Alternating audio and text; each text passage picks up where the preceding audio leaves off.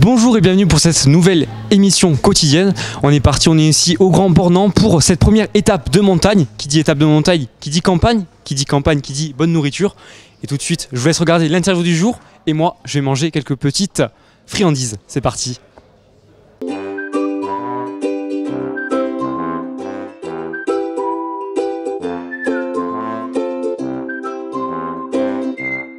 Donc bonjour. Bonjour. Un mot sur l'exploit de Julien Alaphilippe. Qu'en pensez-vous? Mais je pense que c'est un exploit que l'on attendait. Julien Alaphilippe faisait partie des coureurs au départ de ce Tour de France-là, coureur français capable d'aller chercher une victoire d'étape. Il a bien joué parce que je dis qu'il a attendu la fin de la Coupe du Monde parce qu'autrement il n'aurait pas eu beaucoup de journaux et tout. Et là je crois qu'il a tapé au bon moment. Non, c'est un coureur atypique, c'est un peu notre Sagan français quelque part. C'est un coureur qui est à l'aise partout avec les micros, sur un vélo, qui sait tout faire. Je crois qu'on attendait cette victoire. Aujourd'hui, c'est un grand jour pour lui. C'est sa première victoire sur le Tour de France après déjà avoir gagné des classiques et d'autres courses. Vous retrouvez-vous dans cette victoire? Si je me retrouve, c'est une autre génération, mais c'est vrai que c'est un battant, c'est quelqu'un qui attaque, c'est pas quelqu'un qui attend. On a besoin de coureurs comme ça en France. Je crois qu'on a une superbe génération de coureurs. Il n'y a pas que Alaphilippe, on pense à Gaudu qui prend le maillot blanc aussi aujourd'hui. Donc c'est vraiment une génération qui est extraordinaire avec un gros potentiel et qu'on le retrouvera certainement par le passé pour plus tard devant dans les classements généraux du Tour. Pensez-vous que Julien peut être la surprise de ce Tour? Non, je crois qu'il faut rester lucide. Julien peut-être être un coureur à aller chercher 2 victoires, voire une 3e victoire sur le Tour. Mais pour le classement général, non. C'est un coureur qui pour l'instant est simplement un coureur qui réussit, on va dire, dans les courses d'une semaine, puisqu'il a gagné le Tour de Californie. Mais ensuite, c'est plus un coureur de classique et de course d'un jour. Il faut savoir que le Tour de France, tous les jours, c'est une classique.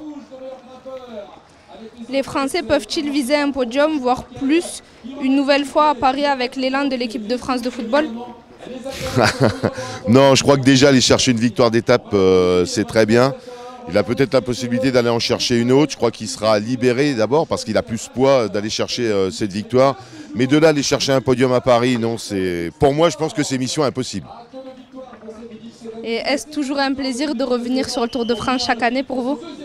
Écoutez, moi ça reste la seule course maintenant que je commente avec Paris-Roubaix, mais c'est vrai que c'est un réel plaisir. On a la chance d'être 3 semaines dans la plus grande course du monde où il se passe plein de choses. Et je pense que vous-même, jeune reporter, vous découvrez tout ça et ça va vous laisser un très bon souvenir. Merci beaucoup.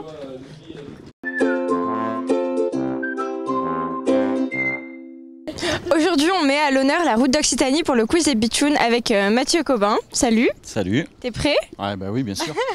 Toujours. Quel coureur gagna le contre-la-montre à Annecy en 2009? Prénom, non. Aucune idée. C'est un espagnol. À la retraite. Alberto? Contador. Contador. 1 point. Combien de kilomètres les cyclistes ont parcouru pour le contre-la-montre de Annecy-Annecy en 2009, entre 0 et 100 km? 45. Un peu moins. 38. Un peu plus. 40. Yes.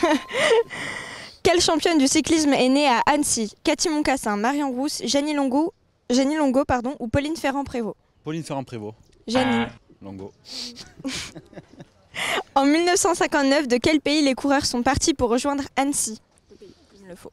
La Belgique. La Suisse. La Belgique, ça allait faire un peu loin. Italie. Ouais. Il ne restait pas beaucoup.